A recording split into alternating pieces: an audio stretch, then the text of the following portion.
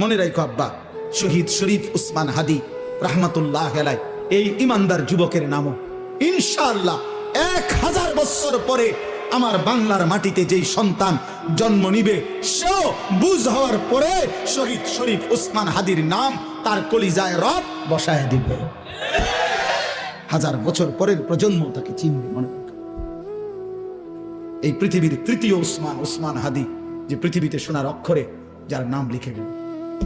তৃতীয় উসমান, প্রথম উসমান উসমান ইবনে আফফান ইসলামের তৃতীয় খলিফা।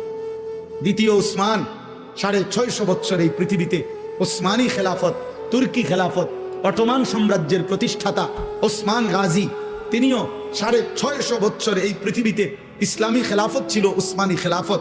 এই খেলাফতের যিনি প্রতিষ্ঠাতা ছিলেন তার নামও ছিল উসমান গাজী। উসমান সে দ্বিতীয় উসমান, আর এই তৃতীয় উসমান শহীদ শরীফ উসমান হাদি রহমতুল্লাহ আলাইহি। গোটা পৃথিবীতে ইনশাআল্লাহ তার নাম আলোচিত হবে। হ্যাঁ, রাজনীতি আগেও কেউ করছে, পরেও কেউ করবে, কিন্তু কলিজার এত পানি, চোখের এত পানি আর কেউ জড়াইতে পারবে না। আল্লাহ আমাদেরকে কবুল করে নেন। এজন্য যুবক নষ্ট হয়েও চরিত্রহীন।